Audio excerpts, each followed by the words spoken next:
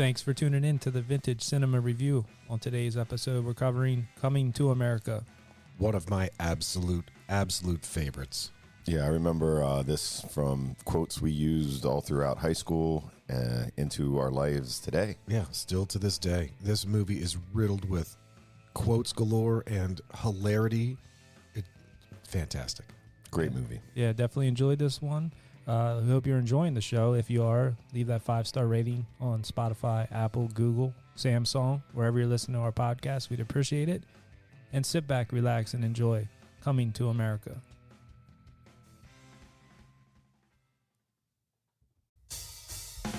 Hey, this is Dave. Matt. And Zap.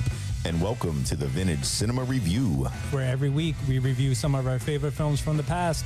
Hey, there ain't no late fees here. Silence is golden. And be kind. Rewind.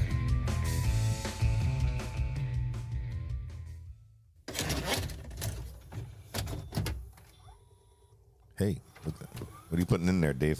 Hey, what's going on, guys? Hey, Zap. Hey. You're Coming to America. Oh, one of my all-time favorites. It's your movie to be. I can't hit that, but actually, looking back at our first conversation when we were on the phone, there was a lot of talk about Coming to America when we first when we were right Nightmare on Elm Street, when we did that little phone call. I remember this one came up a lot, Coming to America, like that we wanted to cover, and you guys were referencing all the one-liners in that movie. This movie is nothing but one-liners. Yeah, it really is. It's just copious quotes. It's an incredible act of comedy genius. Right, truly is. Yeah, this is one that was on the poll that definitely was voted up there. I'm really excited to do this. I watched this, I guess it was last year, maybe the year before, when they did that brand new Coming to America with the number 2, which so terrible. I seen it. I don't know that I watched that one yet. I watched Coming to America, the 1988 one at that time because they put it on Prime, and that's where the new one was. And I don't know that I got around to watching the new one, so not that good. Don't bother. No, don't bother. Seriously, it is bad. Okay. Like awful bad. It's that bad. It's not horrible. Dude, it's bad. I had to fight after the first 10 minutes. I'm fighting with myself. God, do I want it? All right, I committed. I'm going to do it. So bad. Well, you are judging it to the caliber that the first Coming to America was and will always be. I don't know. I think about that too. Like when I watched that second one, that sequel, I did try to think of it as, well, what if one had never seen the first one? Would they enjoy the second one? No, I can't see how anyone could enjoy that. Like, I get it, different strokes for different folks, but damn, that second one was just bad. Well, that actually tricked me because I watched Coming to America last night because we were reviewing it tonight, so I wanted to watch and get a refresher on it. And I went on to my Fire TV and put in Coming to America, and I started watching it, and I'm like, this is good quality. Like, this looks good, like the video quality and everything. And I'm watching it, and then they show Eddie Murphy and the girl in bed together, and I'm like, wait a minute, Eddie looks old. And I'm like, shit, it's Coming the number 2 America. That's how it's not Coming to America Part 2. Coming to, yeah. They put it Coming to America. So that's not the one we're doing today. No. And this one is Coming to America. Release date on this, June 29th, 1988. This was rated R. And running time, 117 minutes. And the budget on this, $36 million. Box office, drum roll. We'll go. Between 288 and 350 million. I don't know why there's such a big... Damn. Wait, what? It says between 288 and 350 million. I don't know. Where did those millions go? I don't know. I think, they might have lost a currency conversion because that's a global take. Not Zamundan money. Maybe that's... yeah. You think maybe one's like domestic and the other one, like the combo, is worldwide maybe? Could be. That was 100 Zamundans. Yeah. The juice was definitely worth the squeeze on that one. And I'm glad. I didn't realize it was that big in theaters. I thought it was one of those things like when I was... There are many people that I talk to that are a little older than us. Like majority of them said, I saw that in the theater. I'll never forget. I laughed so hard and this and that. So I have a partial fun fact about that. Okay. About seeing that. Nice. Director on this was John Landis. Screenplay by David Sheffield. and Barry W. Blaustein. Story was written by Eddie Murphy. Mm-hmm. Produced by George Folsey Jr. and Robert D. Wachs. The filming dates on this, it was filmed between January and March of 1988, and it was filmed in New York and Los Angeles. No. Yeah. I thought it was New filmed York? in Africa. You couldn't, well, I don't know about those parts. Well, no, the one thing about this movie that did make me laugh was when you look at this supposed to be castle, this like huge. It's like a painting. It was so bad. Yeah. It was like watching it now in like a 4K version. Mm-hmm. It was like, man. And then the inside of the rooms, like with those trees, it's supposed to be like this fancy painting, and it looked like something I did to my kid's room. You know, it's like, like a stencil. Did I draw that? See, this is one of those movies, we've talked about this before. This is one of those movies you've got to turn off that refresh rate, auto motion bullshit stuff. Yes, 110%. You need the softness, you need the hue, you need the frame rate at which it was originally recorded. Right. Don't go upticking anything on this. Don't let the computers guess at filling in the blanks on frame refresh rates and shit like that. Right. Yeah, I actually watched the UHD version of this, and it cleaned up nice, but I get what you're saying. That is true because that type stuff stood out. So that's pretty much it for What did you watch it on? What streaming? It was Amazon. Okay, HBO Max had like the older grainier. Yeah, it was a version or little whatever. grainier. Yep. You can get the UHD the 4K copy on Amazon. This is currently streaming on HBO Max. It's on HBO Yes. Max as well. Okay. Because some channels, I looked it up on, I forget what I did first, and it said not available. Mhm. I was like, oh, and I was like, ooh, HBO Max, I'll try them. Mm. Yeah, they seem to be the go-to for most stuff. HBO Max has a lot of They have a lot of good money. movies. So that's it for the locations and all that good stuff. So I guess we'll turn it over to Zap with the cast. Happily. So you've got plenty of good ones in here. You've got Eddie Murphy as Prince Akeem Jaffer, Eddie Murphy as Randy Watson, Eddie Murphy as Clarence, the owner of the barbershop, Eddie Murphy as Saul, the Jewish barbershop customer, Arsenio Hall as Semi, Akeem's friend, Arsenio Hall as Reverend Brown, Arsenio Hall as Morris the barber, and Arsenio Hall as the extremely ugly girl at the club, James Earl Jones as King Jaffe Joffer, Madge Sinclair as Queen Aeolian Joffer, Paul Bates as Oha, Vanessa Bell as Imani Izzy, Akeem's arranged bride, Calvin Lockhart as Colonel Izzy, Imani's father, Jake Steinfeld as a cab driver, Clint Smith as Sweets the barber. Was that the little guy? Nobody knew who he was. Correct. Yeah, he was good. No, you did not. Yes. A very young Cuba Gooding Jr. as a boy getting his haircut. Mm-hmm. First role, right? I think so. Non-speaking. Frankie Faison as Mr. Townsend, the landlord. He's funny. Oh, my God, yeah. He's great. Yeah.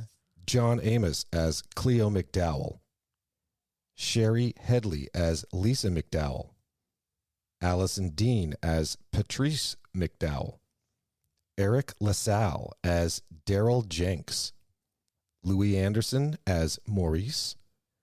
Reuben Hudson as a street hustler. Vondi Curtis Hall as a basketball vendor and citizen of Zamunda. And Samuel L. Jackson himself as the holdup man, an armed robber at McDowell's. Yes. Which he looked old in that part. He did. I was like, wow, this is like pretty much before he got.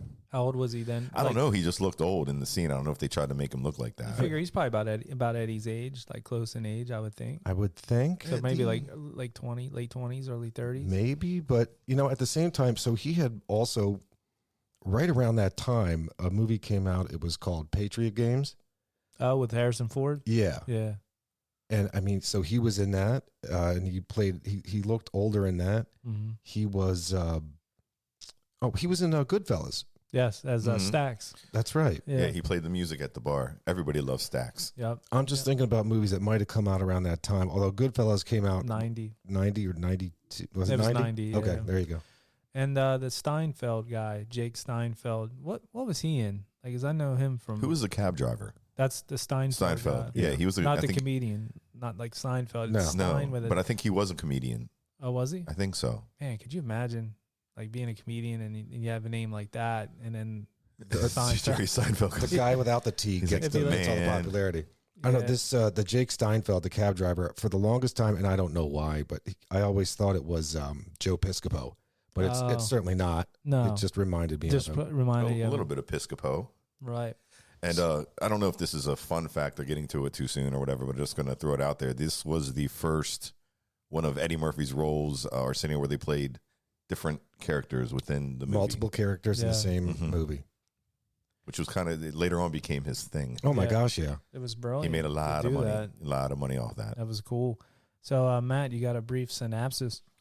Sure do, Dave. This is a brief synopsis of the movie Coming to America. Not Coming to, with the two. No, Coming T.O. to America, the original. Eddie Murphy is the box office king of comedy. And in Coming to America, Murphy is also the prince of comedy, a very wealthy and pampered African prince who comes to America in search of a bride. Accompanied by his closest companion, Arsenio Hall, Murphy quickly finds a job, new friends, new digs, new enemies, and lots of trouble. Keep an eye out for both Murphy and Hall in some unforgettable cameo roles. Ladies and gentlemen, Coming to America. Nice. Nice. I like that. That was a brief synopsis. It was- Those are it my was good. favorite. Look, the movie speaks for itself. That It doesn't. you're- It does not need a long synopsis. You were right on that. Yeah. So coming to America. Great movie. So in this movie, we open with a vocal instrumental of "The Lion Sleeps Tonight," playing to a lush African landscape, as we finally make our way to that. Which was all lies. All Yeah. lies. And All it's- lies. Well, I would love to know. So, it's the movie starts with that. The Lion Sleeps Tonight. It's just, again, it's all vocal. Mm-hmm. And by vocal, I mean vocal is making the The harmony. yeah. It's mimicking what instruments would otherwise be doing, like Bobby McFerrin did. Right. Is that called acapella? Well, No, No. it's like pentatonics. and Pentatonics stuff, type so yeah, stands that it. kind of thing. So as this thing is flying over this landscape, and you know what? Now that we're talking about this, I didn't even bother to consider, like, are we seeing things like palm trees and jungles and stuff, or is it just somebody flying over like the Appalachian Mountains? Yeah, you wonder about that. It was pretty bad at the very, very beginning of The it. very And you're like, then it comes into like A picture of the it looked like somewhere in Florida. yeah. Yeah. Okay. Yeah. Yeah. Anyways, and then all right, African landscape. Oha, who is the royal servant, With the voice of an angel. with as we will see, he awakens the prince on his 21st birthday to an orchestra actually playing in his bedroom, and 3 rose bearers, of course. I really enjoyed the Rose Bearers throughout the movie. Oh my That gosh! was kind of like yeah. like I can imagine being of that type of royalty. To just have Where- them like yeah, throwing roses Just petals everywhere you down. go. That's Everywhere cool. I mean, they weren't ugly. No, Not no, at no. all. The royal baths. So in fact, he wakes up, and Oha's, happy 21st birthday, blah blah blah, and it's interesting. The Prince Akeem immediately starts off with, do you think just once I could go to the bathroom by myself? Royal wipers. Yeah, that was great. To which Oha says, "Yeah, that's a good one. Wipers." Wipers, yeah. We then, of course, go to the bath scene as part of his morning regimen, where we just see him sitting there all calmly, and then magically, this African goddess comes out of the water. The royal penis is clean, Your Highness. But she was down there for a while. I don't know how she held her breath so long. I don't Yeah, know. I don't know. There might be like a scuba gear down there. Could be. Now, royal bath does not. I mean, that is a royal bath. Shit, Yeah. yeah. Arsenio's he likes those, Right. I don't know if you ever messed around in water, though. It's not as fun as you would think. like showers. Yeah, Yeah. it's There's hard. no lube. Yeah, No, It's all gone. So, yeah. yeah. Yeah. Spit don't help 'cause it's already wet. It's just kind of like, yeah. So Eddie at this point is already distraught. 21 years old. I know what this means. He's walking to breakfast with his folks, and when Oha reminds him, like, you should be excited. You're going to meet his bride. You're going to meet your bride, who you've never seen. No, Yeah. but the dad's really prince or king Jaffe Jaffa, right? Jaffe Jaffa. Yeah, I thought that was a great scene, how far apart they were. Yeah. They had to use like the Yeah. two-way Telecom. telecom thing. And then he finally got up. They're like, "What? Hey, he can't walk." They're trying to get the rose petals in front of him. Yeah, that was cool. Yeah. I wouldn't mind sitting like that with my parents, though. Yeah. At breakfast, we're like, I "What? know. I can't hear you. What?" Talking via intercom. You can't even see each other. Yeah. The table's so damn long. How many, to give them an idea, how many seats you think that was? like between them? I mean, it's at least 20. Would you say? On each side. Yeah, on each side. Yeah. That may have even been like a 40 to 60 seater. It was a big ass table. That's just for breakfast. Yeah. But they are the rulers of Zamunda. So what else Right. would you expect? Right. They're just, I guess, showing you Only the right best. off the bat. The vast opulence. So the parents can see that their kid, who just turned 21, who I think in this movie he was actually 28. 28, yeah. 28. That's what I gathered. In real life, he was 28, but playing a 21-year-old, which is fine. His parents call him down, like, look, man, what's wrong? What's going on? And, he explains to them, he's like, look, man, I'm 21 years old. I'm a grown-ass man. Just for, once, can I cook for myself or dress myself or, wipe my own ass or do whatever. Like normal people stuff. Like normal people. And for Christ's sake, why can't I find my own wife? But it's not done like that in Zamunda. Right. And then did Dad make a comment about, oh, you got a mustache? Like, I didn't Yeah, know he's like, that. he had one for a year. That's right. Yeah. Actually, that was that quote or that reference had also been done in Beverly Hills Cop. Oh, really? Yeah. That's one that we were talking about earlier. I got to go back and watch. I probably haven't seen that in 20 plus years, I bet. The Jaffe Joffer, I think he says around that part, he was like, so you see, my son, there's a very fine line between love and nausea. Right. So prior to that, he had explained that his parents are talking him off the cliff here. His mother said, "Gosh, I was so afraid. I was so afraid when I first met your father. I was nauseous." Mm-hmm. And his father explains, "Look, you'll eventually learn to love one another, and you will find, as Matt had said, there's a fine line." Remind me when we get to the scene with the who they plan on him marrying. I want to ask you guys a question. Sure. About this. Sure, Okay. absolutely. So don't let me forget. Well, I mean, we're almost there. Yeah, it's like in a second or two. Well, I know, Yeah. but I might forget about it. No, Well, then no say worries. it. Go. No worries. We're almost there. So ultimately, again, all this guy wants to be is just his own person, right? Mhm. So now enter Semi, his right-hand guy. This Played is by Arsenio Yeah. Hall. played by Arsenio Hall. His daily workouts ahead. And it's interesting as during that whole breakfast interaction, he had said, why do I have to walk on, roses and shit like that? And the king says, look, anyone who throws roses at my son's feet, Needs to answer to they me. will answer Yeah. to me. You're right. So as Semi and Akeem are walking out, Semi asks him, hey man, what happened to the rose bearers? But I think Semi had a crush on one of them that you kind of see during the movie. So that was like his main lady. Oh yeah. Yeah. Oh yeah. That's right. We do see that. Yes. That's right. So now they're at the gym and they're ready to fight. They're ready to spar. Right. Little staff work here back and forth. Now see if you can defend yourself. You sweat from a baboon's balls. Yes. So they begin to spar and whatnot. And Semi asks him, like what? You could have any woman. And you've got this woman that'll obey your every command. But you'd rather have a woman who has an opinion? Of course, wise Akeem says, look, man, if you truly love your wife, you'll value her opinion. Again, to which they just continue to argue back and forth. Hippopotamus shit. You're the heir to the throne of Zamunda. Your wife need only have a pretty face, a firm backside, and breasts like cassava melons. He did say cassava melons, say which cassava. I don't know. They must be. Are they big I don't know what they are. or firm? Yeah. I looked for them in Giant. I could not Couldn't find find no any. cassava melon section. That's a special order. Right. So that night is the royal engagement party. Yes, big And- party, Big party. big what to do. And here it is. This is where Colonel Izzy offers his daughter to the king, to which the king accepts and, let the courtship commence. Now, out of nowhere. Oh, hold on real quick. But there was a funny part at first where they had this large woman coming through saying, excuse me, excuse me, excuse me. Yep, that's And they're right all after he announces. Yeah, it. they're all taking a deep breath and they're like, thank God. Oh, it wasn't her. Yeah.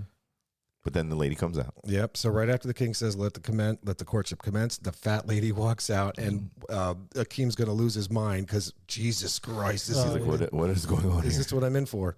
But fear not, that was just her announcer presenting Miss Imani Easy to the court. And then Now her this- tribe's all, doing their dance and everybody's this excited. Huge troop, this huge group of African tribal dancers comes out and they dance like crazy. After which we see the lovely Imani Easy emerge. That was Paula Abdul did that dance scene. She choreographed. Yes. Mm-hmm. That is correct. Another Yes. fun fact to that dance is actually a sped up version of Thriller. correct. Yeah, I did Yes. I did read that. So past this part, then you can talk about the part where Eddie or Yeah, we Akeem, can talk I'm about sorry. Akeem. He calls her into that. Where are you guys room, getting Eddie right? from? Akeem. So this is Matt. You had sung it ever so slightly when we introduced the movie. So as she's walking out, this is when Oha starts singing, "She's your queen to be, a queen to be forever, a queen who'll do whatever But His Highness desires." Yeah, you got to hear. You got to hear this guy sing this. He's Yeah. got a voice Yeah. on. Yeah, Great part. Yeah. it was But- cool. Go ahead. He meets his wife. Yeah, and then this is where they break and they go into that ante room for a chat, like a little get to know you session. Mm-hmm. And ever since she was born, this woman was trained to do whatever the prince wants. And that's what she says many times. Whatever you like, or Whatever whatever you you like. like. What's your favorite food? Yes. Blah, blah, blah. What's whatever your favorite food is, and he Right. he don't want that. No, in fact, he tries to command her to not obey him. That's the only time she said no. No, it won't do that. That was what my question was. So if that is like they basically said, like these marriages are planned, and she's since birth been trained to be your queen wife. and your Mhm. wife, then why is his mom like seem to be a strong woman and like kind of you know what I mean? Like I think Well, that she just has- comes over time. Yeah, she has an opinion now. It's not like she knows she's already married off, and right, but if that you think they grow into that after a while, like that this girl here, I mean, she's basically like a servant to him. My point was it was weird. I was just wondering, like for the mother and father's relationship, it was almost like the queen, the current queen, yeah, James Earl Jones. They kind of have a give and take relationship. Like Yeah. he doesn't kind of run the, you know what I mean? well, he tries to, but she Right. usually puts him in his I was place. just wondering if you had any insight on that part. Maybe there was something I missed. No, Or maybe she was the queen and I'm with Matt on this one, and it's just something that's going to happen over time. Okay. Like you have an arranged marriage, right? And it's like you're basically strangers, but over the course of time, you're You're with spending each other. Yeah, all the time, every night. You're now making kids. Like time goes on, things grow. Eventually, and I would maybe let's just say that it's as soon as you have kids, Mm-hmm. like you get to realize, well, wait a second, I'm the queen. So I got a little power here. I got a little power here because this king does not want a scandal. Right. This king doesn't want me to really go off the rails here. Mhm. So you're going to start picking and choosing your battles to the point where it's just like they become just two really good friends. Okay. but she don't know about King Jaffe with the bathers either, though. That's kept shush. Right. Yeah, that part. Yeah, I thought you had sex with your bathers. I mean, I do. I do. yeah, maybe she's doing the same stuff. You know, Yeah. you never know. but this was the first part too, where Eddie Murphy introduces what we've seen in like Ferris Bueller's Day Off, where he looks to the audience when he asks his bride to be to bark like a dog. She's like, woof, woof. He's like a very big dog. Oh, that's right. That's right. He breaks the fourth, The fourth wall. Yeah, and as she's barking like a big dog, he just looks at the camera like, Yeah. like which I thought was pretty brilliant. That was a Yep. good part. So he ends up going out for a walk with his dad. His dad walks in and says, "What's going on?" And they go for a stroll. So they're walking around the grounds. Hello, Babar. Zebras running by. Yeah, all kinds of crazy ass animals. And he explains to his dad what's going on, like what's going through his head. And his dad ultimately cuts him off and misunderstands what he says, like what he really truly wants. Just right in the middle of it, his dad said, "Well, that's it. I see. I believe what you want is for you to go out and enjoy the world Yeah, and sow the royal oats. sow your royal out, sow your royal Sow your oats. sow your royal Sue your yeah. sow your royal oats. Sue your rally." Yes. So sure. So let it be written. So let it be done. Go out, enjoy yourself for 40 days, and when you return, you will marry Imani. And again, this is those End of things. story. Yeah, That's and it. This is what the things in movies where it's like, well, wait, you could have days to explain to your dad that that's not what you meant, but okay, Just go with it. We'll just cut it off from there. So prepare the royal baggage. Yep. Yeah, he gets Semi's hype. He's like, oh man, we got Yeah. 40 days of fornication. Yeah, man. But then he's like, where do we find somebody fit for a king? Like where Looking at the globe. Yeah. Look at the globe. Well, America. Heads, Yes. New York.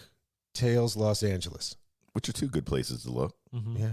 They didn't say anything like Montana, or they didn't bring up Idaho, No. No. which I think would have made for good film. Yeah. But Matt, where in New York would they find a woman fit for a king? Queens. Perfect. Perfect. Off to New York they go. They land in New York with a shit ton of luggage. 4 trolleys with the Louis Vuitton. Oh, I know. That was crazy. Expensive luggage. Louis time. Vuitton luggage, not cheap. They, of course, we just want to blend in. We want to act like we're just normal people. Yeah, because And in a true Akeem form, he walks out into the middle of traffic and just holds his hand up and tells a cab to stop. At which the cabbie, Steinfeld, Yes. the actor Steinfeld, but he's a nameless cabbie in this. He just gets out of the car and says, "You dumb fuck." Yes. That was hilarious. And you were Which they saying didn't know what swear words either. Yeah. You never heard these. And you were saying about him blending in, but they got these crazy like fur things on with like gold lion's furs big and chains and stuff. Big chains. Yeah. But they weren't even like regular gold chain. They were like wild looking. Everybody, if you noticed, There were a lot of shapes. There was like Oh yeah, Di- look, diamonds cubes and- and cubes and triangles. triangles. Yeah, that's odd shaped jewelry. everybody in the airport's just staring at them. Well, because of all the luggage coming behind them, because they were walking in front, and there was just 6 or 7 Luggage. people with luggage. Yep. So off to Queens they go, but they don't know where. So just take us to the most common part. There's a lot of common parts in If Queens. it's one thing Queens got, it's a lot of common parts. Right. But he was saying, guys, rich guys like you should be at like the Waldorf Astoria or like or some of these places in New York, right. and they don't want any of that. He's trying to be like a normal person. Yeah, absolutely. And after that little exchange, again, we're just regular African students. What does dumb fuck mean? So they arrive in Queens. Cabbie immediately says, "Here we are. Is this shitty enough for you?" As they get out of the cab, there's a chick throwing her trash right out the window. The king's impressed by that. Where else? Where else are you so free? Yeah. You just Just throw glass. throw trash out of the window. And this is as they're getting out of the cab. In the background, we hear arguments coming from the Mighty Sharp barber shop. There appears to be a heated discussion about boxers, with Cuba Gooding sitting in the chair. Not saying a word. Clarence, the owner, is arguing as he's. So I'm surely you saw. There's no chance that he's cutting his kid's hair. Right. So you just see you see the scissors clipping like inches above the kid's like hair. 3 inches over a kid's hair in a circle. Like As he's talking to be this loudmouth old codgery dude. So Clarence, the owner, is arguing that Joe Louis is the greatest fighter who ever lived. Morris, this is the guy that's always sitting in the other chair, never working. That's Arsenio Hall's character. That's Arsenio, Right. who actually had to put on blackface. Like he had to put on black makeup, like darker than a darker complexion to play that character. Oh, really? He did the same thing for Reverend Brown too. Oh, wow. So he's arguing that Sugar Ray Robinson is the greatest. Sweets, the guy who nobody ever knows his name or never saw him in anything else. That guy's great. Sweets is arguing that Cassius Clay is the greatest. Morris stopped liking Clay when he changed his name to Muhammad Ali. And here's where Saul jumps in and argues that it's a free country. If a man wants to be called Muhammad Ali, then God damn it, he should be called Muhammad Ali. Right. Clarence, of course. Mama called him Clay. I'm going to call him Clay. Saul agrees. Oh, I'm sorry. All except for Saul agree that he could be called Clay. He suggests they change the name of the shop from Mighty Sharp to the Three Putzes. The 3 punches. Which I think the barbershop scenes at Mighty Sharp were a huge part of this movie. Oh my Like, God! It just Yeah. stood out. Like I Absolutely. remember talking to my dad, he's like, "Man, that barbershop, them That was guys a are funny funny." part. Yeah, Was that the part 2? Did he bring up Marciano in that, or was that later? that's a later one. Later one. Where he Okay. kicked Joe Lewis's ass. That's later on. Okay. And now, so at this point, all we did was see the barbershop. Like Akeem and you just hear Semi. him down there talking. Yeah, and they Akeem go and into Semi, the they haven't gone I've into been this in yet. there yet. Okay. Right. They're on the way to go meet the landlord. They bang on the door. Guy answers the door. Okay, now what the fuck do you want? So as they're walking and they explain look, man, we've got money. We can. The guy says, I'm not going to let any bums in here. There's a lot of bobos around here that do whatever. They flash a big wad of cash, and he lets them in. Come on in. And as soon as they're walking in, you can see behind them that these dozens of kids and They're adults are just just coming out. Yeah. swiping their luggage, just taking it all. That was good. Another funny part is when he introduced them to the place that they wanted to try to stay at. There was a gentleman that just starts rolling down the steps. That's as they're walking Yeah. in, we seek meager accommodations. So as there's this dude rolling down the stairs. Now this is one that this rips off of my mouth at least once a week. It's just, hey Stu, your rent's due, motherfucker, and don't be pulling that falling down the stairs shit with me. Now you conscious? Yeah, you conscious? That's what he says. It's so good, dude. It's so good. That was it's a grand part. I wonder if that was just he just came up with that. I don't know. Was that practiced? Maybe. I know the guy falling down the steps probably was. That was part of it, to show how shoddy it was. But I wonder Some of the dialogue, though. if a lot of the dialogue had to have been on the spot. Oh, yeah. Did you notice at the end of as they're walking up the stairs after Stu had fallen down, just Stu opens up his one eye and then he farts, and then he just passes right out. Yeah, I did catch that. Yeah. So good. So So they lead him up to the room. landlord's walking him around, and they're walking. You know, hey, there's only one bathroom on this floor, so you'll have to share it. There's a bit of an insect Bit of an problem, insect problem there. but you guys from Africa are probably used to that. And then he gets them to the room. This is the place I was telling you about. It's real fucked up. He used to run into a blind man. You're looking at a brick wall. It's just got one window facing a brick wall. But then inside, he's like, damn shame what happened to that dog. So that's the best part. The police, when you walk into Police this room, lines. the outlines, the police outlines, on the murder scene, including the cane. When, I didn't catch the that. cane and the If you dog. look, so there's a police outline of a dude and a dog. cane, and a damn shame what they did to the dog. Shame what they did to I didn't see that. I dog. just saw the person in the dog outline. I didn't catch that. There was a cane like right next to the dog. It's fantastic. So they happily Yeah, accept he was the like, room. I'll take it. And of course, Semi's like, no. Yeah, Akeem is hype. He just wants to be a regular person again. Akeem is excited. So evening comes and morning follows. The next day, Akeem wakes up. He's standing out on the fire escape. Good morning, my neighbors. He yells to the whole city, to which you hear off in the background, hey, fuck you. Fuck you too. So And good. fuck you to all of you. Oh, God. They exit their apartment. And they find everyone is. So they exit the building wearing what they were wearing the day before. With, again, all those princely robes and shit like Yes. that. And they walk out. And they find that everybody in the neighborhood is wearing like their them. clothes. He's standing around like those, like in Rocky, like Right. the little warming, what are they, barrels? Yeah, like the fires going. Yeah, there's people around in princely robes and chains and Little kid on the scooter. yeah, the kids on the skateboard with princely robes. My God, yeah. So this is where the character who remains nameless, but he was played by Reuben Hudson, comes up. He starts to offer him gold-plated toothbrushes and hair dryers. I mean, I got some real fly personal hygiene equipment. I got a hell of a hair dryer over here. Check it out. Yeah, he said, "Let them go with," or what do you say? Let them have our princely robes. Robes and whatever. Yeah, good part. So they look at they want to set out to blend in, right? They want to become immersed in the feel here. So they go out and buy local clothes. To dress That's like the great- they would have wanted to dress like real New Yorkers. Yeah. They came out just smacking of tourists. Oh yeah, New York. Yeah, it's one of those shops that you would go into that everybody who's not from New York goes to buy the I Love New York, New York Mets jersey. Like they have buttons everywhere. Yep. Yeah, it was funny. And as they're coming out, that's where they see their first Soul Glow commercial as they exit the shop. Akeem decides, maybe it's time to cut off his prince's lock. Off to the barber shop they go. As if time has stood still, Akeem and Semi walk into the barbershop scene where they're carrying on with the same conversation they were having the day before. And it starts out with, you must be out of your goddamn mind. Clarence continues on with his argument for Joe Louis. And then there was Rocky Marciano. Rocky Marciano. Every time they try to bring up Joe Louis, talk about Rocky Marciano. Something like that. That's yeah. Every time I start talking about boxing, a white guy got to pull Rocky Marciano out their Yeah. ass. That was That's it. funny. So this is great. So he goes on. Clarence goes on to say, Joe Louis was 75 years old when they fought. One time Frank Sinatra came in here and sat in this chair. And he said, Joe Louis, he was 137 years old. 137 years old. When he fought him. No, that's what he said. How old he was when he sat down. He said, When Frank Sinatra sat yeah. down, he said that Joe Louis was 137 years old. So what's great is that Sweets, out of nowhere, basically says, you ain't never met no Frank Sinatra.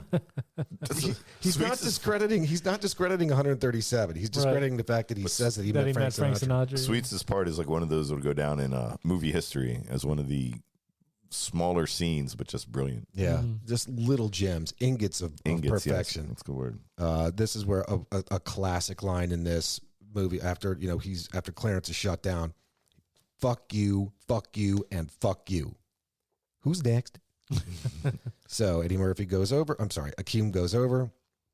He wants to, get his hair cut. He wants to, is this, the Clarence says, is this some kind of weave or something? What chemical be using? Shit, that ain't nothing but ultra perm. We said berries and It's juices and berries. Juices and berries, yeah. Shit. ain't nothing but ultra perm. So he wants to just, make it nice and neat. One snip cuts off the ponytail. That'll be $8. $8. Which $8 is a lot of money for a Mighty Sharp barber cut. In the city, in the city. back in the 80s. Yeah, I was thinking like $4. I paid like $5. $5 back then. Yeah. I think to get my hair cut, but that's New York City. You It's know New what I York City. And even Queens, it's still New York City. City. Man. mean? Right. All right. With a fresh haircut, Akeem is ready to hit the town. That night, they're off to the singles bar. And it is a singles bar. That's not a lounge. No. It's an actual bar. Right. Actual bar. It's a bar. It's a club. It is for singles. First woman they sit down next to right at the bar. I've got a secret. I worship the devil. Second woman, I can't find a man who can satisfy me. A man's got takes to a put in shot. overtime. Yeah, this is this huge woman who's just drinking their drinks, her own drinks. Yeah, she has 3 shots lined up as she's saying what Zap's going to say. She keeps taking a shot after like everything she says. Just pounding them. Yeah. Next broad, who had this just like this the typical stereotypical mid to late 80s haircut, like this big blown out, not ugly at all. She's not interested in the man unless he drives a BMW. The next woman, this is great. Yeah, well, you know, baby, I'm almost single. My husband's on death row. She said just like that. Next woman, the next woman is Were they the twins? the twins. Yeah. Oh, That's yeah. correct. This is the first date Teresa and I have been on since the doctor separated us. Just funny. Siamese twin. And then it was like I'm into the group thing. That was the next one. Okay. Yeah. So the next broad they're sitting with says, I'm into the group thing, as you see the smile on Akeem's face go completely away to a frown, but then you see the smile on Semi's Semi's. face Go, all of a yeah. sudden appear. The next woman, this was Joan of Arc. I was Joan of Arc in a former life, and she starts lighting Lighten her. the underside of her hand. Oh, the next one was the rappers. Yes. Oh, yeah. That one. So good. My name is Peaches, and I'm the best. All the DJs want to feel my breasts. It's like something That's like good. that. I can't beatbox very well. You're doing fine. You've got Thank a you. cold. Yeah, You got a thank cold. you. The next woman is just this nonstop talking woman who is talking everything about what she wants to do in the entertainment industry. And it's not even worth mentioning. Like, she wants to be a film star and a music video and then make her own videos and do this, that, and the other thing, to the point at which both Semi and Akeem are just falling asleep on one another. Right. And then finally, the last woman, played by Arsenio Hall, she says to Akeem, I've been watching you all evening and I want to tear you apart, and your friend too. And that's where Arsenio just spits his drink out and off they go. But that was the part about that is seeing a singles, like I don't think they had those when we were like Singles kids. bars? Yeah, Like when we got older, I think, they have like I singles think they bars? still have it. Yeah, Rod's Roadhouse. Yeah, I was gonna say Rod's. isn't it? Oh, Yeah. okay. I've been there a couple times. The thing with Rod's Roadhouse is that just the decades of the singles just keep getting late. Like right now, they just graduated into the 70s. So minimum age requirement to get in there is 70. No, like Rod's is right in the mid 50s to Is it? 70s, somewhere in there. All right. So we got Rod's about 10 more Roadhouse. years. Okay. All right. Okay, we're not So you there can get yet. in there, I'm yeah. off on the decades. But then we go. It was like I think your bachelor party. My bachelor party? Yeah, wasn't that your bachelor party? Didn't we go to Rod's? It wasn't mine. No. Are you sure? Didn't we stop there? We might have been out drinking a night and went there, but I don't think it was my bachelor It party. wasn't your bachelor party. It was just one night to No. go out to Rod's. No, but I've been there, and I know what you're talking about. The clientele was much older. I mean, they got like only got like a Chevy popping out of the wall or something. Yeah. So Like, hey man, Yeah, like a 57 yeah, Chevy. 57 Chevy. Mhm. God, that's great. That's hilarious. It's Rod's Yeah. Roadhouse. Yeah. So that I guess the singles. I remember being in there once or twice. I remember being in there in my early to mid 20s, and even then, everybody was old. Yeah. Yeah, 30, 40, 50s. That was my experience. Like I remember being in there and everybody was like 20, 30 years older than we were. And I was probably in our 20s. Yeah. They're probably in their 40s and 50s at that time. So yeah, the singles Right. bar. Well, apparently these two struck out. So distraught, they return to the apartment, and only to find Clarence closing up the barbershop. They tell him their woes at the singles bar, and he tells them that they're looking for good, clean girls. They should go to the Black Awareness rally where he's going tonight. He said you find good girls at the library, you find good girls at church, and good girls in church, Mhm. or where we're going tonight. And that's where he pointed to the sign. That's right. Yeah. The Black Awareness rally. Mm-hmm. Now, this is, again, this movie just, so much of this movie, the comedic value of this movie is crammed into, I want to say like the first half hour, Right. Yeah. 40 minutes or so. And then it kind of dwindles off. But just the Well, character. they're just going like genius after genius after Correct. genius. Right. the character introduction and development in this is just great. again, first half hour, 40 minutes, but then after that, it kind of drops off. But still, we're still jam-packed into happiness right now because at the Black Awareness Week rally, which is printed right on the paper, Black Awareness Week. Right. Okay. We meet immediately. We are introduced to Reverend Brown. Mm-hmm. Mm-hmm. Now, I didn't come here to preach you today, but you know why? When I look at these contestants for the Miss Black Awareness pageant, I feel good. I feel good because I know there's a God somewhere. There's a God somewhere. Turn around for me, ladies. Yeah, you know there's a God who sits on high and looks down low. Man cannot make it like this. Larry Flint, Hugh Hefner. They can take the picture, but they can't make it. Only God above, the Hugh Hefner on high, can make it for you. You Hefner on high. Do you feel joy? Can I get an amen? Don't be ashamed to call his name. Reverend Brown. So good. Like, dude, so that was good. Oh, it was fun. Fantastic. His character is just incredible. Look, I don't know what you come to do, but I come to praise his name. Amen. The ladies' exit. The pageant ladies' exit. Mm-hmm. Did anyone, P.S., I mean, wow. They were hot. Unbelievable. There was one thonger in there, but the rest were The pink one right in the middle. Mhm. Yeah. I'm just giving it away. They didn't typically use razors back then. We told you there is a God. But this one, Yeah. He explained the whole Zach, situation. weren't you listening to Reverend Yeah. Brown? Clearly. So the ladies' exit. Now he's got a special treat for you this evening. A young man who you all know is Joe. Who all knows Joe the policeman from the What's Going Down episode. That's my mama. Is that what it is? That's my mama? That's my mom. That's my mom. I want you to put your hands together and welcome to the stage. Big round of applause. Jackson Heights own Jackson Heights. Mr. Randy Watson. So this guy walks out. There might be two people in the crowd clapping, and one of them is Sweets. Sweets loves him. Right. That boy's good. Good and Yeah, terrible. that's So you and I both, I know for a damn fact that I say good and terrible at least 3-4 times a week. Yeah, I use that one a lot. There actually was on a few of our podcasts, recent ones that just came out, that I heard you doing good and terrible. So Yeah, nobody likes him. Sweets loves him. Sweets is loves a him. fan. He's a super fan. Super fan. So we meet Randy Watson, who is, again, played by Eddie Murphy. So, everybody's so lovely. And while you're all in the clapping mood, I'd like to give Then he said, give yourself a round of applause. a round of applause. And I would like you to, give a big round of applause to my band, Sexual Chocolate. They're so fine. Don't you agree? Don't you agree? They play so fine. Don't you agree? So they go into the Whitney Houston song, The Greatest Love of All. Greatest I level. believe the children are our future. Teach them well and let them lead the way. In the middle of this song, there's a brief cutscene over to Cleo McDowell and his daughter, this is the first time we see them, and they're handing out burgers and fries and sodas. And Yeah, shit. some of the good stuff for you, sir. Mhm. Yes, that's McDowell's, not McDonald's. It's different. Not to be confused. So, again, just a terrible rendition of this brilliant Whitney Houston song. No, his rendition I think is better. Nah, I really want to get that on vinyl. I think Randy Watson, Would you buy that? Sexual Chocolate is underrated. I got the T-shirt. Yeah, that's yes, right. Yes. So the song ends. Nobody's clapping. So, he's yelling out Sexual Chocolate.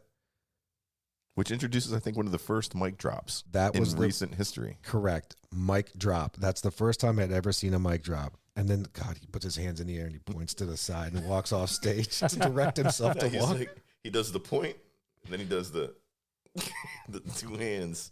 And he turns and just goes my off. God, so good. Which I do that with the kids sometimes too. Like when they're like, Dad, I do the thing. Then point and go. Yeah.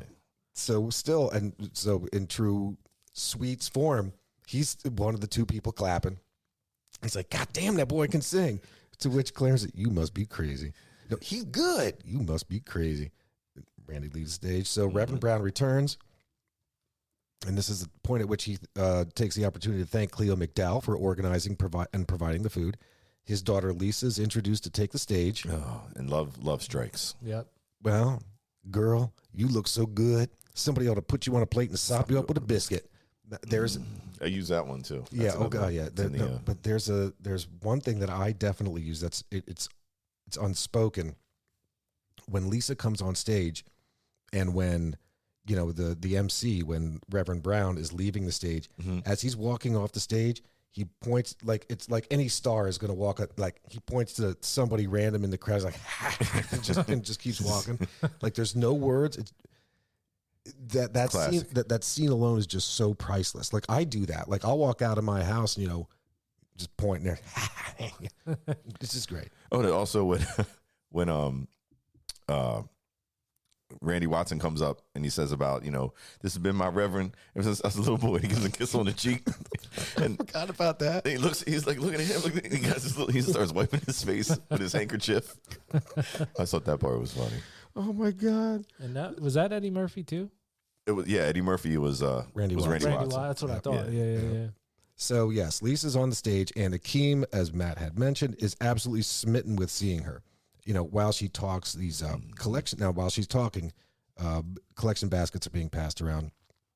We see Daryl, Lisa's boyfriend, played by Eric LaSalle. Yep, he just looks at the bowl and just passes it on without putting any money in it. Yeah, this is foreshadowing. Yep, and then a basket passes by the guys from the barber shop, where Morris, played by Arsenio Hall, mistakes it for a trash can. He puts a half-eaten chicken leg in there. I thought it was a trash. To which Sweet says, donations. Shit, I thought it was a trash. And then a quick argument ensues between these guys. And it's I mean, like these two, the two guys on, like Clarence and Morris are about to go at it. And Sweets is in between. He's like, come on, man, there's women here. Something, yeah. Watch your language. Watch your language. So the basket now comes by Akeem and Semi. And Akeem, without even blinking, is still looking at Lisa. Yes, he's so smitten. He just points to Semi, just points to the bowl and put some money in here. Semi pulls out this big wad of cash, gives it to Akeem. He dumps it in the basket, and off it goes. And this is where, at the end, we learn that still smitten, Akeem is now determined to go to 8507 Queens Boulevard, the location of McDowell's restaurant. The next day, evening comes and morning follows. The next day, start at McDowell's. Akeem and Semi apply for jobs. While they're out there, while they're getting the tour from Cleo, we see a photographer who gets chased away. And this is where we truly learn the difference or why the photographer is there. Cleo explains to these guys the difference between McDonald's and McDowell's. Because McDonald's has 2 all-beef patties, special sauce, lettuce, cheese, pickles, onions on a sesame seed bun. His doesn't have. Whereas McDowell's have. His buns have no seeds. Yes. Everything was just like one thing off. Yeah, they have the golden arches. I have the golden arcs. They have the Big Mac. We have the Big Mick. That's right. So they walk into the kitchen. You got to mop the food prep area twice a day. This is where you see just Akeem moving a bucket around on the wheels. So you got to take it out of the... Take the mop out of the bucket. It'll just confuse you. Just confuse you. So Akeem has certainly now learned to mop, and he's now wearing a uniform. He now is fully at work, and he's mopping his way past Lisa's office. He introduces himself. Which he loves. He just loves being there. He loves working. He loves seeing Lisa every day. And Semi's just like, man, get the hell out of here. I can't take it. When you think of garbage, think of Akeem. Mm-hmm. Right. So now Daryl from Soul Glow arrives at McDowell's, driving his sweet-ass red Firebird, listening to the theme song. Yes. The Soul Glow. I can't hit that part. Glow, feeling all so silky smooth. It's worth a listen. Yeah, it is. That's a good. I'd like to have that on. Good jingle. Yeah. It's a great jingle. So glow. It's part of the jingle. So Daryl walks in, grabs a strawberry shake, goes to meet Lisa. Oh, this is while he mentions to Cleo.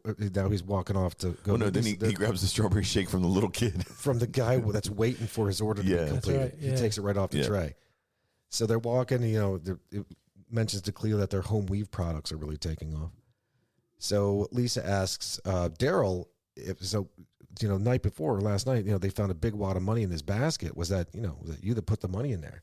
And Daryl's floundering for an answer. Yeah, he has his reaction wasn't even like convincing. Right. He was like puzzled. That's right. But Lisa takes that as a sign. Yeah. Oh, he's just too bashful to say. Right. Thank you so much. I knew it was you. Mm-hmm. Liar. So he dubiously takes the credit for that where no credit was due. He and Lisa leave. I'm sorry. He and Lisa get in the car, and right before they leave, he takes his shake. He says, "Hey, take care of this for me, would you?" Throws it at him. Throws it at Akeem, and he gets splashed with a Splashed all strawberry over. shake, where we find Semi laughing hysterically. Now, back to the barbershop the two guys go. Hey, it's Kunta Kinte. You know, the guy from upstairs. That's right. So now Akeem, having seen that Lisa likes Daryl, he wants to change his look even further. Thinking that, if he looked like Daryl, he could get Lisa. Clarence convinces him otherwise, of course. That's what all the cool kids were doing, he thought. Yeah, that's right. To keep his hair naturally, like Dr. Martin Luther King. He met Dr. Martin Luther King once. You lying. You ain't never met Dr. Martin Luther King. Man walked up, hit me in my chest. I fell to the ground. I looked up and I said, Dr. King. He said, oops, I thought you was someone I else. thought he was somebody else. No, that's another classic part. I don't know where they came up with that. But. Sweets, you lying. You ain't never met Dr. Martin Luther the King. He knocked the wind out of me. Yes, he did. No, he didn't. Yes, he did. No, he did not. Listen, folks, if you have not seen this movie, please watch this movie. I'm doing it a terrible disjustice. Oh, it's a classic. Injustice, I should say, by reading these like this. Anyway, another one, Matt. That's coming. When Clarence explains that Akeem doesn't have to change his looks, right? The true way to get in good through the dad. That's right. The true way to get in good with an American girl is through her father. Through her father, yeah. To which we hear Morris, Arsenio's character, say, "What? He ain't lying. He ain't lying." Yeah. So now we flash over to McDowell's. Akeem tries to gain favor with Cleo by making, chit chat about sports. What this guy knows only slightly less about sports than I do. We say, yes, the New York Jets played the Green Bay Packers. Yeah, the Green Bay Packers, and tried to kick a oblong ball made out of pig skin. It was a most ripping victory. Yes. Yeah. Son, I'm going to tell you this just one time. You want to keep working here? Stay off the drugs. And then he goes back to his work. And smiling the whole time. Like, huh? Right. In the meantime, Semi is talking with Louis Anderson's character Maurice about Daryl's background and his family's fortune. Now we flash cutscene over to the McDowell house. Patrice is dancing while Lisa's reading. A package is delivered for Lisa. This is a pair of $500,000 earrings from an admirer, not Daryl. The next day, back at Patrice says that she's fooling around, giving up that boot. Yeah, that's right. Giving up a little bootay. She said, "Oh, not like you, Patrice." 'Cause I thought Patrice was kind of fine. I like Patrice. She was frisky, Yeah. spunky. Yeah, She likes her oatmeal lumpy. Was that her little sister? yeah. Patrice was a little Patrice sister. was a little sister. Lisa was Did they kind ever of. say their ages? Like No. how much? I was assuming she was younger. But Lisa was kind of prudish. Yeah. The other one was a little wild. Yeah, a little crazier. Mhm. That's Little- older sibling, younger sibling kind of stuff. Right. Next day, back at the McDowell's restaurant, Akeem is actually now introduced to Patrice and is actually invited to attend the St. John's game, a double date for him and Patrice and Lisa and Daryl. Now, off to the St. John's game we go. Yes, in the face. in the face, which is another zapism from this movie. So kind of. It is, and it isn't. It's kind of mashup because there's from Nacho Libre, there's punch to the face. Punch to the face. Pile drive to the face. But in the face. So Daryl, during the play, right? Daryl's like saying, "Yeah, in his face," and then the play's long over, and Akeem stands up, Yeah. in the face. So Akeem's invited to take off his jacket. Well, that's what Patrice was getting frisky fine. Yeah, and that's why he had to jump up and go to the bathroom. Handy under yeah, there. That's right. What kinds of games y'all play over in Africa? Chase the monkey? Yeah, he was being very nice. No, man, Daryl, that's not cool. So halftime. This is Akeem's favorite part of the game. This is when he jumps up because she was grabbing his crotch. Yep. So he goes to the bathroom and is greeted by a fellow citizen of Zamunda. Ends up, just losing his mind. Ends up having to, or asking. Yeah, in the middle of the line for the men's room, he's right. just bowing. He's kneeling. Cannot believe it's you. And all that. I can't believe it's you. And he was all excited. And then Lisa and Daryl are walking out and see him there. He's getting his picture taken. Yeah. Get his picture with did either of you note the 110 camera? So it's not 35 millimeter. It's the those little oblong ones. Yeah. I remember those. When asked, his Akeem responds, "Oh, that's just a man I met in the restaurant." To which Daryl's looking like, "What is this dude doing?" So back at McDowell's restaurant, Daryl's having lunch with Lisa, trying to convince her to stop working. Daryl goes to get coffee, and Akeem sneaks in to chat with Lisa. You know, drop a little game. Mm-hmm. When all of a sudden enters the hold-up man, Samuel L. Jackson. Played by Samuel L. Jackson. So, I mean, from here, it's... He has a shoddy. Yeah. He's just not happy. Yeah. Mm-hmm. Akeem warns him it would be wise to put the weapon down. Who the fuck is this asshole? And well, doesn't he give Sammy like the little look? 'Cause they practice this Yeah. all the time. Oh, This yeah. is He was unspinning the mop handle. Mhm.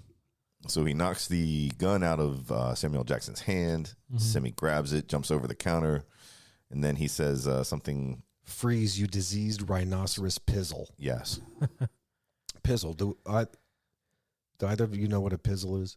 poop.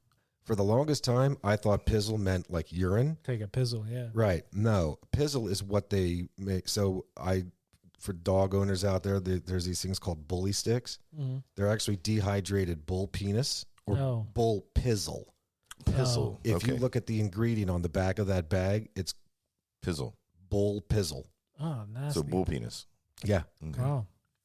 there you go. So Learned there's something new. diseased rhinoceros penis. But then Lisa was all like, "Wow, this guy is kind of cool." Yeah, Yeah. well, so these guys are heroes. Akeem and Yes. Semi are heroes. And so heroic that Cleo invites them over to his house for a get-together Because they're going to be treated as equals now. as a 'Cause- reward. Yeah. At the McDowell house, they were actually invited there to work, parking cars, work in the kitchen, doing whatever.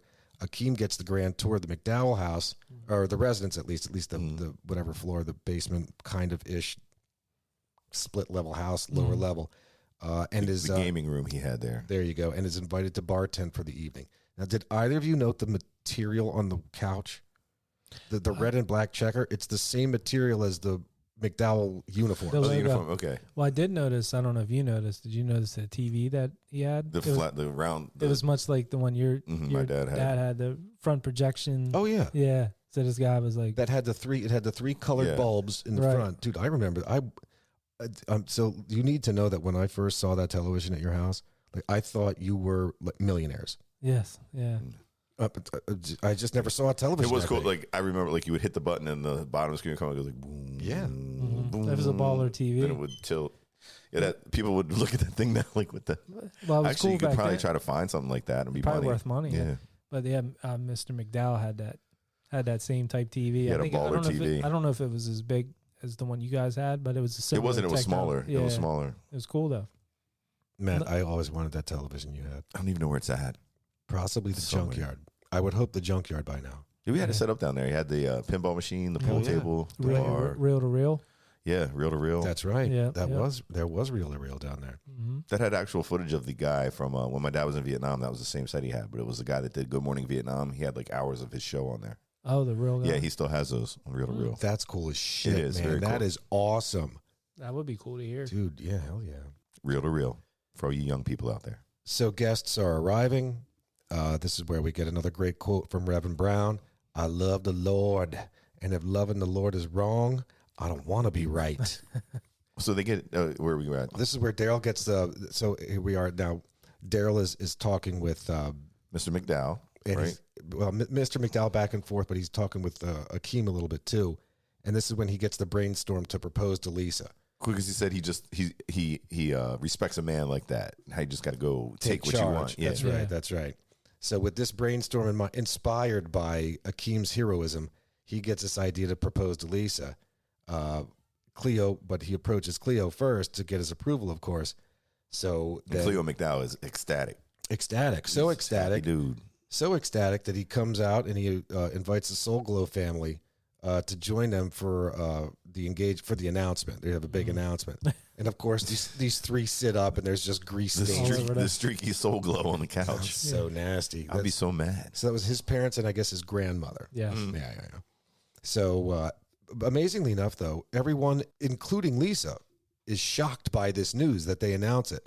Apparently, he never asked her. Mm-mm. He didn't have a ring or nothing. They're just announcing an engagement They're just out of nowhere. That's amazing. So after this is great. This is great. So this is where we hear another great Reverend Brown. So I want you and that young man to tie that knot. I'm going to pray for you. And I want you to hold on to God's unchanging hand because he helped Joshua help fight the battle of Jericho. He helped Daniel get out of the lion's den. And he helped Gilligan. Get off the island. Gilligan. That was like those three lines there, like Jericho. Like, Where's this coming from? Daniel at the Lion's Den. I was like, man, this guy is genius. Genius. This guy is straight genius. So they clearly upset Lisa, leaves. She just runs out of there. She's ends up being consoled by Akeem outside. They're sitting on the swing set and whatnot. She explains that she won't be pressured into marriage. Obviously, Akeem is clearly able to relate. Yeah, he's relating to the whole situation. Lisa slowly is now taking a shine to Akeem. Because he's so easy to talk to. Mm-hmm. At some point later, at Akeem and Semi's apartment, Semi makes it very clear that he no longer wishes to work and live like a peasant. This is the next morning. Right. Akeem opens up the drapes and, okay, time to go to work, dude. They make their way to McDowell's. Semi remains disgruntled at work, and we hear Louis Anderson, and his plans of working his way up the ladder. To assistant manager. Yeah, now I'm washing lettuce. Next, I'm going to be on fries. and working his way He goes up to assistant manager. That's where the big bucks come in. And then, Semi's like 2 years, huh? Yeah. 2 years, huh? So after work, Akeem and Lisa continue to hit it off, and they agree upon having a date at Akeem's place, where he will cook for her.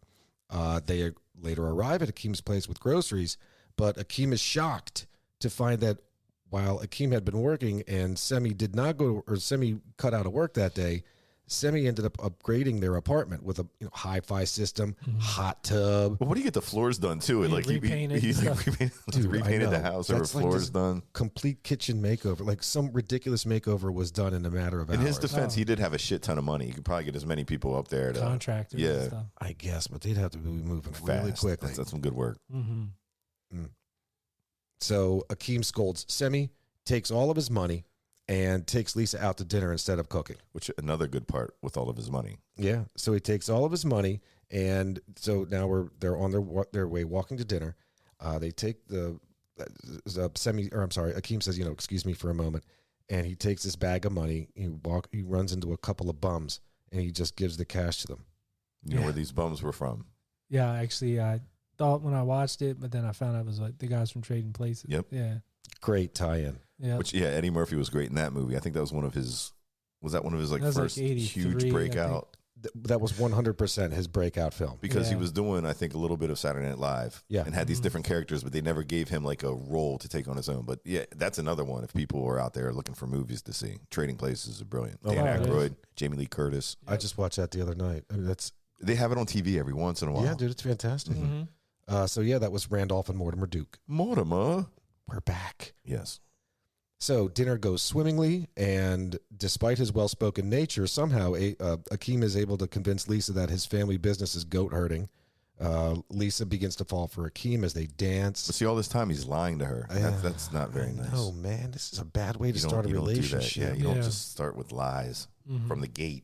But I don't know, is it? Maybe he just wants her to love him for who he is. For who he is, yeah. So they dance, they kiss, and they're dancing to the song "To Be Loved" by Jackie Wilson. Oh, what a feeling to be loved. Meanwhile, I was waiting for something. Oh, what a feeling, Toyota. Oh, what if, yeah. No, it's like, oh, what a feeling to be loved. Jackie Wilson. You sound like an angel, Matt. Thank you. Meanwhile, while these two are out eating, Semi goes to Western Union to request more money from the king. And he's ultimately convinced to request a cool $1 million instead of an initial $300,000. He's what? You think that's not enough? It keeps going 500? 400, 500. Yeah. Well, either way, it's certainly going to raise some eyebrows back home. I don't see why, though. Wouldn't $1 million just be like $1 million? If you're asking for 300,000, I don't know, and you up it to a cool $1 wouldn't King be like, here, you boys are having fun? Why does that? Spend $500,000 on Yeah, earrings. why the alarm? They spent $500,000 on earrings alone. I don't know. So you're right. Yeah, they're kind of cutting in the cash flow. Well, so Semi returns home to the apartment, and we find Patrice waiting there for him. She had come to see Akeem, but ends up questioning Semi as to how two poor guys from Africa, can afford such a lavish apartment. Not on their salary. No way. Not a word is spoken that we see.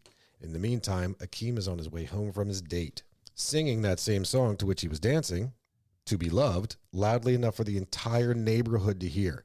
So you've seen this scene a million times, right? So this guy's walking down the street, he's singing as loudly as he possibly can.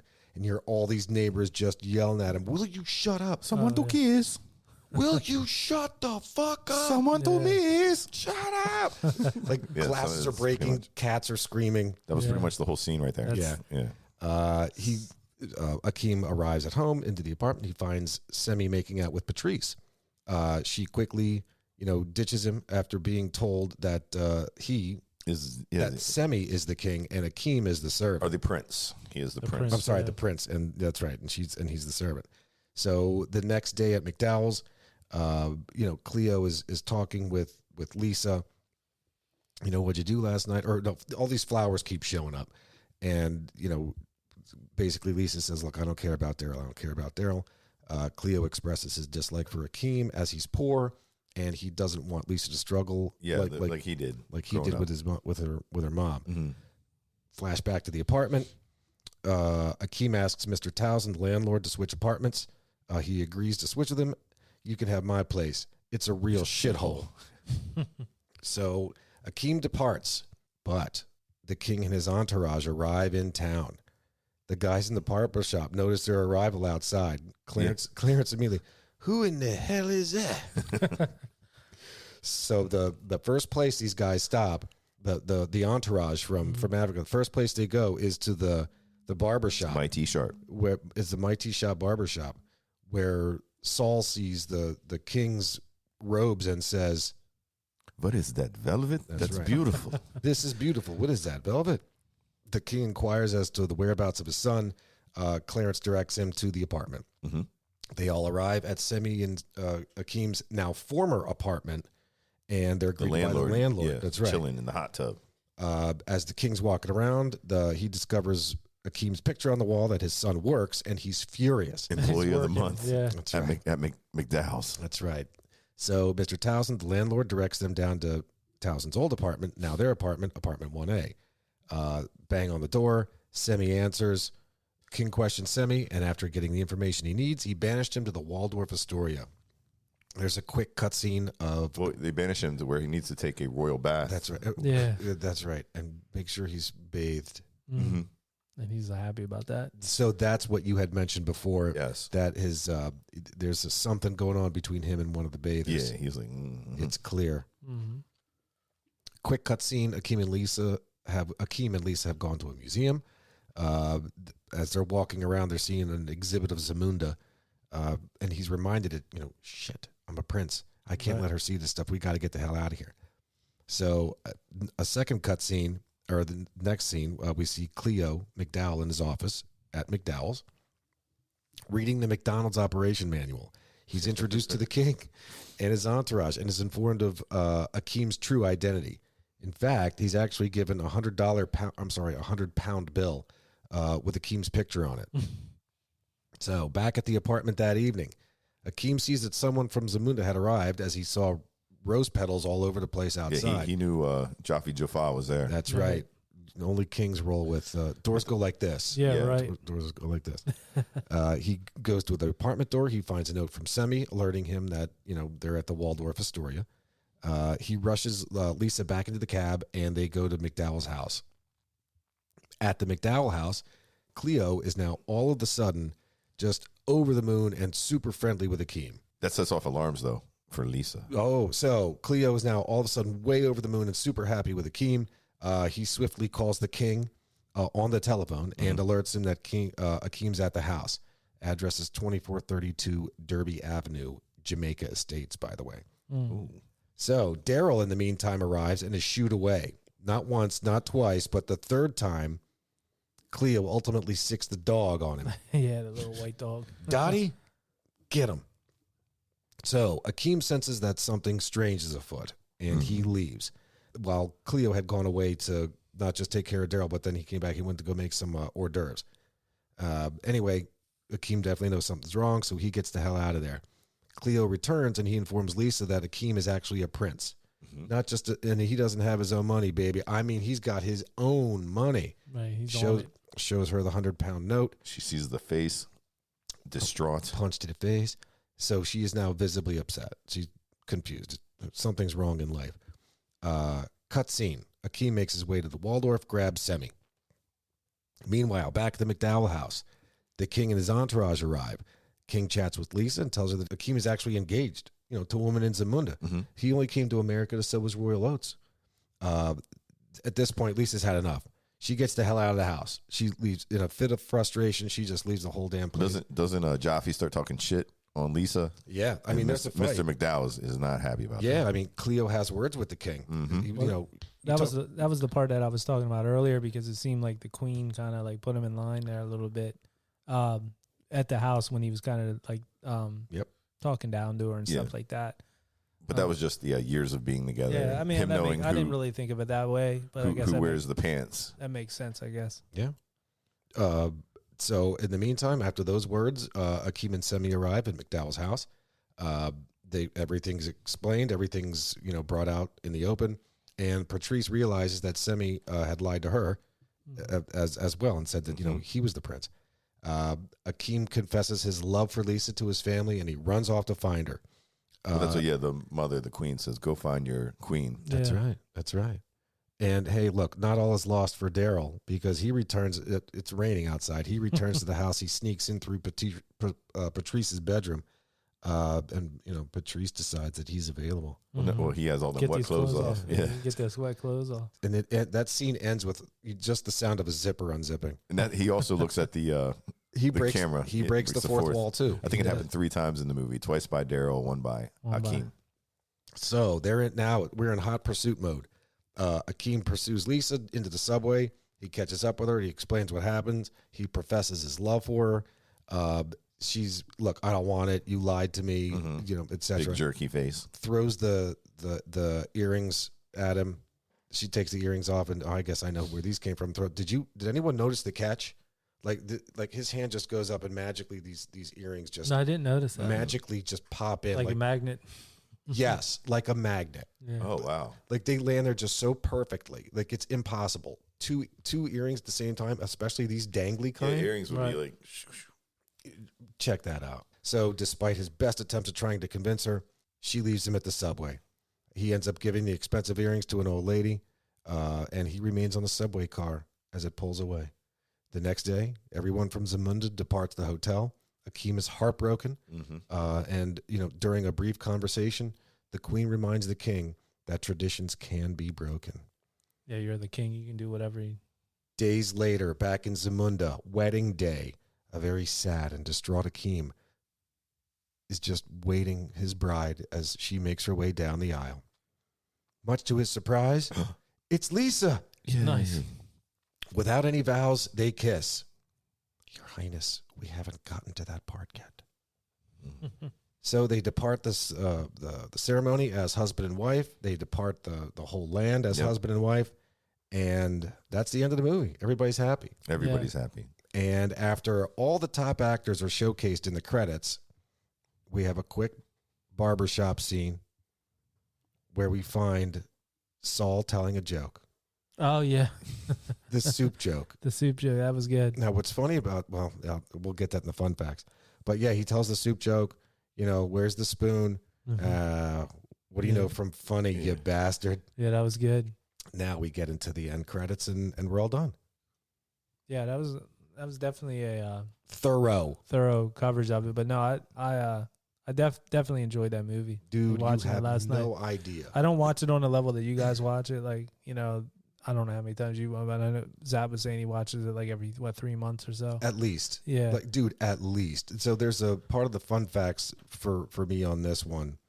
And I'm jumping in here because I know we've go ahead. Yeah, fun facts. Talking for forever. Fun fact. Fun fact. Yeah, right. This was the first R-rated movie I ever saw in the theater. Really? Oh, really? So this came out in 1988. I was 12 at the time. So this particular summer, I had actually traveled alone out to California. I had family out there. My parents said, "All right, look, we're broke, but we can at least send you out to California, have a good time, hang out with your uncle and your aunt and your cousins and shit like that, and have a good time." And now by alone, I mean like you're still chaperoned. Like Did you give it the wings? Did you take a flight, or did you? Correct. Yeah, they give you the little wings. You sit up front. I used to do that. Oh, really? Correct. Yeah, like My sister and I. Your You get like parents will hand you off, and somebody will pick you up, and off you go, and shit like that. you get like the royal treatment. And this was back. You can go in the cockpits and stuff. And Correct. You go in there and check the cockpit out, and the pilot talk to you, and they give you wings, and they sit you like you're pretty much first class. Like you're right when you go past the curtain. Yeah. Like And right when there. you get off, then they escort you. to the- Mhm. Yep. That's cool. That's cool. I didn't know that.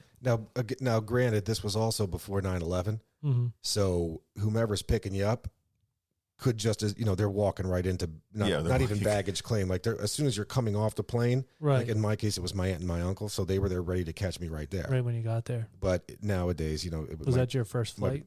That was absolutely my first flight. Plus, also there was still smoking on planes back then. Were you smoking? Yeah, at 12 years old. That's At 12 years old, I was smoking. He's like, crazy. I'm so stressed. That's awesome. But was that saying like now I don't think it's kind of hard for them because you have to go in and the people that don't have tickets or can't be in the airport can't be there to get you. Correct. This is when like every Joe Schmo can hang out. Do you remember? Do you remember being nervous about the flight, or like were you like excited? So excited. Oh, I was excited as hell. Yeah. And I took as many of the puke bags as I could take because I wanted to be able to come home and say, "Dude, check this out, man! It's a barf bag. How cool is that?" Yeah. So while I'm out in California that summer, you're running around doing whatever for weeks. We ended up just going out to the movies. So it was two of my cousins and I, and we got tickets for Roger Rabbit, but we snuck into Coming to America instead. Cool. Nice. Yeah. So, dude, this is 12, and I remember being pissed off. Like, dude, I wanted to see Roger Rabbit, man. Right. So it was one of my older cousins. He was like, "No, man, come on, let's go. You want to see this one? This is funny. Right. Roger Rabbit was actually a good movie. So we went into that. So 12 years old, I saw this in the theater. Did you love it the first time? Like, not only was this my first R-rated movie, this was my first time seeing naked boobies in the theater. Some boobies right away. Right off the bat, yeah. That's why it's all right. It has a couple swear words, a couple boobies. I remember enjoying it from more. So I look at it now and I enjoy more of the stuff like the barbershop scenes and the other characters. But I enjoyed it from the main character's perspective back then. I thought it was fun that, here's this prince pretending to be somebody else. That seems fun. Right. And there was a lot of stuff in this that I didn't understand. Right. I'm sure there was a lot of shit in here that just completely blew past me. So the dialogue you more appreciated later, like the little jokes and all that. Not just appreciated it later when we just finished up there with my way too thorough of a run through. No, it was good. At the end with that joke that Saul tells about the soup, I didn't see that when I was in the theater. Because you're a kid in the theater, you want to get the hell out of there. What do I want to sit around? Yeah, nobody for waits credits? around. Right. So I mean, nowadays for Marvel movies, of course, people will wait hours for that shit. Right. But no, as soon as the movie ended and they started rolling the scenes of the actors and their names and the credits, the high level credits, we booked it out of there. It wasn't until years later, like when I would see this in high school or some shit, that I finally stuck around and saw that cut scene the joke scene at the very end after the wedding. Well, I know we always like in here like possible cast members. Go. So for this one, for the part of King Joffrey, the original. Considered originally was Sidney Poitier. I got that one. Yeah. I got that one. Fun fact. And then do you have the one for Lisa? I do. Yeah, go for that one. Vanessa Williams. Yeah. She would have been good. She's looks kind of just beautiful. like, yeah. She looks just like, was she in Playboy at the time? I don't know. She might have been huge. She was a singer too, right? Yeah. That's what was that no, her main thing? She did a actor first. She did a girl on girl, I think, in Playboy. Yeah. And it was like her career, like people were like, oh my gosh, like what's this? This lady's crazy, but I'm mildly intrigued. Yeah. Honestly, I want to take that back. I got to tell you, girl on girl never did anything for me. No. It's just like the only thing it did for me is like I'm seeing 4 boobs instead of 2 boobs. Right. No, it was more they were insinuating like because I remember I think my dad had that Playboy. Right. But I think like the one girl's on like a stool and like she's like next to her. I don't know. I just remember it. I remember her. You saying Playboy. I do remember. Yeah. But I don't remember any of that stuff.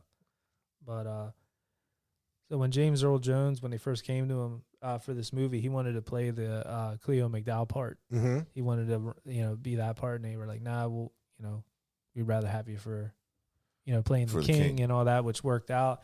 And did you catch a lot of the Star Wars? Yeah. Yeah. Yeah. He was. Yeah. When he expressed himself as a king, Mm-hmm. there was some verbiage in there that I know Well, sounded like Vader. There were some lines that he used that were from Star Wars. Yeah. Oh, something like "Leave him to me." Yeah, there was "I shall deal with him myself," and "No, leave them to me," like you said. And they have been alerted to your presence. It's fantastic. So there was some of that stuff, which I thought was cool. There was a so the St. John's game that they went to when Patrice was grabbing at Akeem's junk. Right. That was actually a St. John's versus Marist game from 1987. My sister-in-law went to Marist. Oh, really? Fun fact. Fun fact. Fun fact: I didn't know what Marist was No. until Later on. then. later on when my sister-in-law went there. Did you know Arsenio Hall? He there was a real Ghostbusters cartoon. Oh yeah, Remember that? Mhm. So go yeah. ahead. So Arsenio did the voice of Winston. Yeah. On there. Yeah. So I watched that cartoon like a lot. Mm-hmm. In earlier, I want to say at least the first season of that Ghostbusters, a guy by the name of Don Music, who did the voice of Garfield, Yeah. was the voice of Peter Venkman Yeah. Okay. I In can that- see that. in Yeah. that cartoon. It later changed, but yeah, I mean, I remember hearing Arsenio's voice like from the gate, and I knew it. Like, No, yep, right that's away. Arsenio Hall. I love that Garfield cartoon. He was the best. Absolutely, He liked lasagna. Yeah. he did like lasagna. Oh, so fun fact, and do you have one about the cutscene? Cutscene. What No. cutscene? What cutscene? I'm sorry, the not cutscene, the deleted scene with Cuba. No. Go Does he ahead. dance Eddie. or something? Yeah, so there was a scene that was filmed that was not included in the movie, at least in the final cut, where after getting his hair cut, Cuba's character, the little kid, he tells Clarence that he doesn't have money to pay for the haircut. At which point, Clarence just shaves a bald patch right out of the top of his head. And for real though, does it For real, oh, did shit. it? And they didn't even use it. They didn't use it, and Cuba was pissed. I would imagine. Yeah. Shoot, it was Eddie Murphy at the time. He's like, look, man, just sit there. You're in the movie. Speaking of that, speaking of just being Eddie Murphy, now this is all off the internet. Who knows if this is true or not? Wild speculation. Wild speculation, but supposedly he wanted them to include a weekly budget of $1,500 for his personal trainer and $1,000 for his brother to appear like as a stand-in. Charlie Murphy. Yeah. Charlie. So that was $1,500 for the personal trainer. Fuck your couch. Fuck your couch. That's right. Get my feet up all on. That was $1,500 for a personal trainer, a chauffeur service, a valet, and I guess it was all together. Only would've been green like 50. M&Ms. Yeah. Damn, that's some perks. Yeah. So like but at this time, like this is later in his, like you said, he was in stuff earlier with Oh, he was huge. This Beverly is Hills Cop was 88. already out. He's absolutely paid. Like, he gets what he wants. I think he got, and please correct me, Mhm. he got a split of the rental. So there, Oh, the VHS run. yeah. So basically, let's say that for this movie, like, he got X for a salary. I think it was like $8 million. He got $8 million for a salary, and then the director got, or whomever, John Landis, got $6 million. Right, so that was their salary. But then they also got riders. So Eddie Murphy's rider was, well, I want 15 cents of every rental, or 15% of every rental. And Landis got some part of the box office take. Mm. So I am curious which one over the course of time Made more. made more, the rental or the box office? I would think rental, but I don't know. The rental probably. Because you think about like word starts spreading. I don't know how long this movie, let's just say a great movie stays in the theater for what, maybe 6 months, Right. I don't know, a year, and then rentals go on year after year after year. I don't know. I don't know when that ends. Now up. let's think about rental. Times have changed, right? So, I mean, you can still, should you so choose, Mhm. you can get movie by movie off of whatever you The pay. streaming, yeah. The streaming, even if you have a cable service, you can $1.99, $2.99. We talked about this before. I am never ever going to do that. Mm-hmm. However, it does stream, so you're paying for the streaming by one flat monthly rate. Now, of course, included in that is so many other movies under the sun. But let's say that it includes Coming to America. Now, anytime I would watch Coming to America or choose to watch Coming to America or click on watching Coming to America, let's say right now it's on HBO Max, isn't there some kind of royalty money in there for Eddie Murphy? I'm sure they get. Yeah, that's a good question. I wonder with a streaming service like that it's not like you're paying each time you watch it. Yeah, is that considered a rental? Yeah. Which rhymes with Yentl. Yeah, I was just thinking that movie with Barbara Streisand, Rental Yentl. Yeah. I don't know. Good question. That'd be a good mailbag item. Find out the pay for like rental. You know what I mean? For a streaming service. I know for like music, it's per stream, but that's different. You're not renting music. Right. I don't know how the video side would work. Here's one that I didn't know. It says in here that Paul Gleason, you remember him? He was the principal from. Yeah. Yeah. So he was in Trading Places. Beekman. Yes. Beeks. In Trading Places. In Trading Places. Yeah. They asked him to be in this, and he couldn't because he was working on Die Hard. Yeah. Yeah. He was Carl Winslow's boss in Die Hard. In Die Hard, that's right. Yep. P.S. His name is not Carl Winslow, but I only ever know him as Carl Winslow. That's what I. TV Dad. TV Dad. Yep. That's right. There's a new commercial. Yeah, this is pretty. He's in all of them. We talked earlier about Paula Abdul doing the choreograph for that, and then did you guys hear anything about John Landis and Eddie Murphy not getting along? So supposedly, I guess they didn't get along. They kind of butted heads. I thought I saw something about that, but that makes sense because he gets a big ego. I mean, he's like, dude, I'm big time now. Right. Now, although, so John Landis they worked together initially on Trading Places, right, which I thought went well enough for them to work again on Coming to America, but I guess that's when it fell through. Well, that's the other thing. There was a story that Eddie Murphy said that in a magazine or like in a maybe Rolling Stone, I don't know what it was, but that basically, I guess Landis was struggling at the time because that Twilight Zone thing happened, that lawsuit where the people died. So he did a couple of movies that flopped. His career was kind of struggling a little bit, and Eddie picked him. He's the one who kind of controlled it, I guess, to say, no, I want him to produce this or direct it or whatever. Right. So he kind of was the one that orchestrated all that and kind of brought him in to kind of help boost his career back. So, yeah. I know that. That is a fun fact. It is. I'm having more fun than any one person should be allowed to have. Well, this is definitely, I know this is one of your favorites for sure. Just from talking earlier, like you said, how much you watch it. I mean, that's, and I think for mine, it's just the fact that this was my first R-rated in the theater, the fact that I was 12 years old when it happened, the fact that, I had this memory, and it's vivid, of sneaking in to watch it. It's just like in me, like I got to watch this whenever it's on. It's just, I don't know, nostalgic. It just takes me back. No, I enjoyed it. I mean, it still held up. I watched it, like I said, last night, and I still laughed. And really laugh out loud parts on it. Definitely. So you guys got anything else I missed fun fact-wise? Or? No, I got nothing. I was curious about Arsenio Hall at one point, him and Paula Abdul dated. Yes. I did not He had know the Arsenio Hall show. I remember that. Now you say that. Him and Paula have dated. Yeah. Wow. I wonder which case, like, did they meet on set here? Like, Arsenio Hall wasn't shit before this happened. I think his role kind of grew as they were kind of writing the movie, or like kind of seeing how good he was at different. That's the thing that stood out to me from watching this movie, is just how they have different scenes or different stories, and they just like threw them together. But it makes a good watch. It was well written, well acted, everything about it. I really enjoyed it. I'm glad we did that one. Not sure what we'll be reviewing next week. Maybe Weird Science. I know we got to get that one. I hope so. It's about goddamn time. Yeah, it's kind of been hanging out. But I guess that's it for now. Don't forget to find us out on Facebook and Instagram at Old Dirty Basement, and on TikTok at Old Dirty Basement Podcast. And we'll catch you where? On the flip side. If we don't see you sooner, we'll see you later. Peace. Thanks for listening to The Vintage Cinema Review in the Old Dirty Basement. If you dig our theme music like we do, check out the Tsunami Experiment. Find them on Facebook. Their music is streaming on Spotify and Apple, and where great music is available. You can find us at Old Dirty Basement on Facebook and Instagram, and at Old Dirty Basement Podcast on TikTok. Peace. We Audi 5000.